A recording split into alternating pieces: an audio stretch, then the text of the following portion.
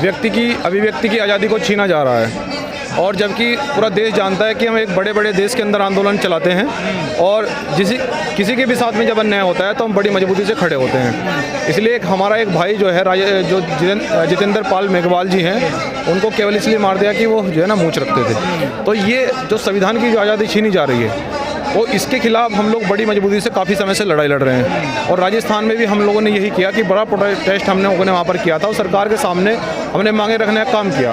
सरकार ने हमें कहा कि आप हमें थोड़ा समय दीजिए, हम आपकी मांगों को मान लेंगे, लेकिन सरकार ने वही गोलीबाजी करी, हमारी बातों को न मानकर हमें गुमराह करने का काम किया। लेकिन ये संविधान पे एक तरह से हमला है। बिल्कुल संविधान पे हमला है। जो लोग संविधान को फॉलो नहीं करना चाहते, जो लोग जनता की बात को नहीं सुनना चाहते और एक जाति विशेष को देखकर जो है ना उनका उत्पीड़न करना चाहते हैं, तो ये चीज़ें बहुत गलत मैसेज जा रहा है, और जबकि ये चीज़ें हम लोग बर्दाश्त नहीं करेंगे। मंजीत जी, 21वीं सदी में हम लोग जी रहे हैं और अभी भी मूंछ पे हत्या कर दी जाती है जी। किस तरफ जा रहा देश है? देखिए, वही कह रहे हैं, ये देश जो है ना, ये देश कुछ लोग जो है ना जातिवाद चरम पर है, और जब तक जातिवाद देश के अंदर से खत्म नहीं होगा तो देश का हमारा भला नहीं होने वाला। देश की जातिवाद तो खत्म हो गया देश से। कौन कह रहा है? आज भी जातिगत आधार पर हत्या हो रही है। जातिगत आधार पर जो है ना आज भी रेप, लूट, हत्या, अपहरण हो रहे हैं। जब तक देश के अंदर जातिवाद खत्म नहीं होगा, जब तक देश आगे नहीं जा सकता है। कहना रिजर्वेशन खत्म कर देना चाहिए, अब सब समान हो गए, समानता आ गई। अगर रिजर्वेशन खत्म करना चाहता है तो फिर हमारी भागीदारी तय करें ना, हमारी भागीदारी करें। हम लोग जो है ना झाड़ू नहीं लगाएंगे, हम लोग पियोन नहीं बनेंगे, हम लोग देश के राजा बनेंगे। बाबा साहब ने यही कहा, हम लोग देश की सत्ता पर काबिज होना चाहते हैं। हम लोग डीएम और कलेक्टर बनेंगे, हम लोग मजदूरी नहीं करेंगे। करिए आप आरक्षण खत्म, हम तैयार हैं, लेकिन हमें प्रतिनिधित्व दीजिए।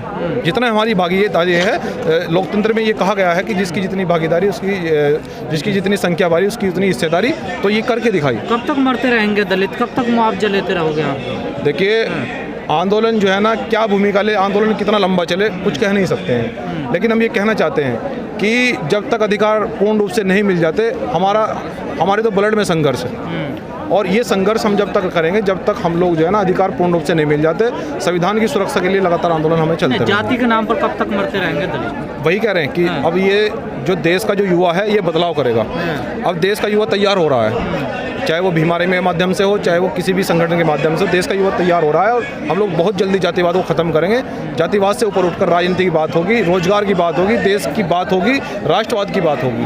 और ये आप लोग कहते थे बीजेपी तानाशाही करती है, लेकिन राजस्थान में तो कांग्रेस की सरकार है। देखिए, वही कह रहे हैं कि हर जगह हमारा वोट को जाति के नाम पर या फिर जो है ना किसी भी तरह से उसको हथिया लिया जाता है, और फिर उन्हीं लोगों का उत्पीड़न किया जाता है। तो इस चीज़ को अब युवा समझ गया है, अब युवा अपने अधिकारों की बात करने लगा है, अब युवा अपने सम्मान और सम्मान की बात करने लगा है, तो ये लोगों को चुभ रहा है। और जबकि अब हमने ये कहना चाहते हैं कि जिन लोगों को हम लोग चुभ रहे हैं वो अपनी जनरल रोल बढ़ा लें, क्योंकि अब ये क्रांति होने वाली है, क्रांति होगी, और ये क्रांति जो है ना जातिवाद से ऊपर उठकर देश को आगे ले जाएगी, आगे लेके जाएगी। जी। लोग तो कह रहे हैं कि अगर अपनी मांगों को उठाना लोकतंत्र में और जनतंत्र में, अगर जो व्यक्ति अपनी मांगों को उठा रहा है और जो आंदोलन कर रहा है, क्या ये गलत है? संविधान के रूप से जो आंदोलन व्यक्ति कर रहा है, आज दिल्ली जंतर मंतर पर जो अभ्यर्थी अपनी मांगों को लेकर आए हैं, क्या ये गलत है?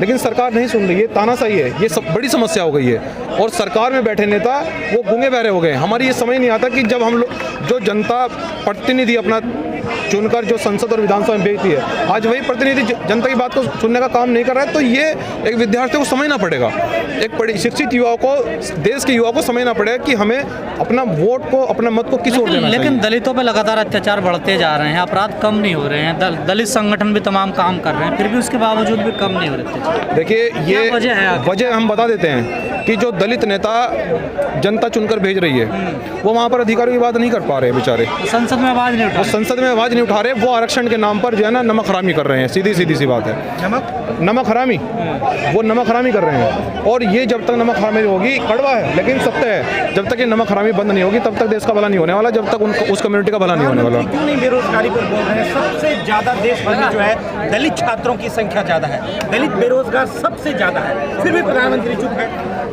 हम वही कह रहे हैं कि अगर रोजगार पर बात होगी, अगर देश के विद्यार्थी के लिए बात होगी, अगर राष्ट्रवाद के लिए बात होगी, तो देश आगे जाएगा। लेकिन यहाँ पर तो यह हो रहा है कि सभी कंपनियां अंबानी जी को बेच दी हैं, सभी कंपनियों को प्राइवेट सेक्टर में डाल दिया है, और आज ये ही कारण है कि देश का अभ्यर्थी आज दिल्ली जंतर मंतर पर है। सभी कंपनियों को प्राइवेट सेक्टर में डाल दिया है, रेलवे बेच दिया है, BSNL बेच दिया है, और एक विशेष व्यक्ति को तवज्जो दे रहे हैं देश के प्रधानमंत्री अंबानी को। सड़कों पर लेकिन क्यों सर नहीं उतर रहे छात्र? सर अगर राजस्थान की हम बात करें तो कहा जा रहा है कि भीम आर्मी का वहाँ रवैया ठीक नज़र नहीं आया। ऐसा नहीं है, किसने कहा आपको? देखिए संविधान की जितने अलग जी। और राज्यों में रहती है भीम आर्मी, जी। तो राजस्थान में नज़र नहीं है। देखिए हमने ये एजेंडा बनाया है राजस्थान के लिए कि यदि सरकार हमारी बातों को मान लेती है, अगर संवैधानिक रूप से उस मामले में कार्रवाई होती है, तो हमने एक समय दिया है, और उस समय अंतराल में अगर सरकार हमारी बातों को मान लेती है, उसके बाद में हम बड़े आंदोलन की कहाँ तैयारी मांगे हैं? करेंगे। भाई साहब गए थे चंद्रशेखर वहाँ पर, जी। कहाँ मांगा बताइए। अगर अब वही कह रहे हैं, अब बड़े आंदोलन की तैयारी करेंगे, हम चुपने बैठने वाले नहीं हैं। जब तक कांग्रेस से थोड़ा सा नरम बड़े आंदोलन की तैयारी होगी, जब तक न्याय नहीं मिलेगा तो आंदोलन चलता रहेगा। या कांग्रेस से थोड़ा नरम रवैया इसलिए यहाँ पर? कौन कहता है कांग्रेस? हम कांग्रेस के कैंडिडेट थोड़े ही हैं, हम तो एक भीम आर्मी के कैंडिडेट हैं।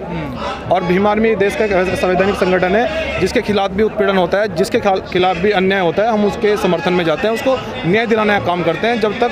और हमने देश के अंदर बड़े बड़े आंदोलन किए भी हैं, बहुत सारे आंदोलन है, चाहे वो 69,000 शिक्षक भर्ती का मामला हो लखनऊ में। हमने जब प्रोटेस्ट किया, वो अभ्यर्थी 6 महीने से बैठे थे, लेकिन हम लोगों ने 1 महीने में उनकी समस्या को हल कराने का काम किया। और हम इसीलिए यहाँ पर भी इसलिए आए हैं आज कि जो सेना भर्ती का जो अभ्यर्थियों का मामला है, इसको सरकार बहाल करे, इन अभ्यर्थियों के घर पर ज्वाइनिंग लेटर भेजा जाए, हम इसलिए यहाँ पर आए हैं। तो केंद्र सरकार क्या जो जितेंद्र मेघवाल जो है उनके लिए मुआवजा देगी केंद्र सरकार? अगर नहीं देगी तो आपका क्या स्टैंड है? आंदोलन करेंगे। देखो आंदोलन जो है ना, एक हमारा संवैधानिक अधिकार है। आंदोलन से पहले भी सरकारें झुकी हैं। किसान आंदोलन कितना बड़ा हो आप लोग जानते हैं, लेकिन उदाहरण है। निकला नहीं ना, आउटपुट कहाँ निकला? MSP की जो मेन बात थी वो निकला नहीं। अभी देखिए सरकार ने ये कहा है कि अभी तीनों काले कानून वापस हो गए, MSP पर वो बात करने के लिए तैयार हैं, और बहुत सारी उनकी मांगें मान भी ली हैं, बहुत सारे उनके जो केसेस हैं वो वापस भी हो गए हैं। तो इसलिए आंदोलन एक ऐसा रास्ता है, आंदोलन एक ऐसा संवैधानिक माध्यम है कि सरकार को झुका भी सकता है, सरकार को बदल भी सकता है। और हम इसी तरह संवैधानिक रूप से आज यहाँ पर जंतर मंतर पर आंदोलन करने के लिए, अभ्यर्थियों की मांगों को मनवाने के लिए यहाँ पर पहुँचे हैं। हमने पुलिस की लाठें भी खाई हैं, हम जेल भी गए हैं, और अगर विद्यार्थियों की मांगों को मानना अगर जुर्म है तो हम ये जुल्म रोज करेंगे। हम जब तक नहीं हटेंगे, जब तक इनकी मांगों को नहीं मान लिया जाता। पीछे 13 महीने SSC GD उसमें भी आप लोगों का सहयोग रहा। जी। तो क्या सफल हो पाएगा ये भी? हम यही कह रहे हैं कि सरकार जिस समय हम लोगों ने पहले भी इन विद्यार्थियों को सहयोग किया था, तब सरकार ने हमें ये आश्वासन दिया था कि हम इनकी मांग को जल्द मान लेंगे, लेकिन सरकार ने हमारे साथ में झूठ बोला, हमें गुमराह करने का काम किया। इसलिए देश का विद्यार्थी दोबारा से दिल्ली जंतर मंतर पर आया है, और हम इसको आंदोलन को फिर से इतना बड़ा करेंगे कि सरकार को झुकना पड़ेगा। लेकिन सर समझ में नहीं आता, जब वोट पड़ते हैं ये लोग कहाँ चले जाते हैं उसको? देखिए अब ये बात लोकतंत्र की है, ये बात राजनीति की है, लेकिन यहाँ पर तो ये सामाजिक आंदोलन है। हम लोग यहाँ पर विद्यार्थी के रूप में आए हैं, क्योंकि विद्यार्थी का दर्द विद्यार्थी समझ सकता है। वोट नहीं डालते हैं क्या? बिल्कुल डालते हैं। देखिए मैं वही कह रहा हूँ, 2014 के अंदर 2 करोड़ नौकरी देने का वायदा था, चलो बहकाए में आ गए। 2019 में क्या हुआ? हम यही कह रहे हैं कि जनता ने सरकार को इसलिए चुना है कि सरकार ईमानदारी से जनता के काम करे, देश के जो विद्यार्थी है उनकी भावना को समझकर उन्हें रोजगार दे। लेकिन सरकार फिर से उन्हें छलना चाह रही है, झूठ बोलकर वोट लिया है। विद्यार्थियों को रोजगार के नाम पर सरकार में आए हैं, रोजगार के नाम पर वो फिर से दोबारा सरकार में आए हैं, लेकिन रोजगार नहीं मिल पा रहा है। विद्यार्थी परेशान है, सेना का भर्ती 2 साल से सड़कों पर है, लगातार आंदोलन कर रहा है, इनकी मांगों को नहीं माना जा रहा है। तो सरकार को इनकी बातों को मानना पड़ेगा, जब तक हम नहीं जाएंगे यहाँ से। मतलब ये कि उत्तर प्रदेश के अंदर सही काम करा, इसलिए उनकी परावर्तन हुई है ना। देखिए सरकार, जनता ने इसलिए भरोसा किया है कि देश के अंदर सबको बोलने की इजाज़त है, देश के अंदर सबको बोलने की इजाज़त है। और दूसरी बात यह है कि लोकतंत्र जो है, लोकतंत्र में एक स्वतंत्र तभी लोकतंत्र रह सकता है कि जनता की बात को सुना जाए, जनता की बात को माना जाए। लेकिन मंजित जी आप लोग तो विचारधारा की लड़ाई लड़ते हैं ना, जी। तो फिर कहीं भी चल देते हैं आजकल, देखो नजर आता है। ऐसा नहीं है।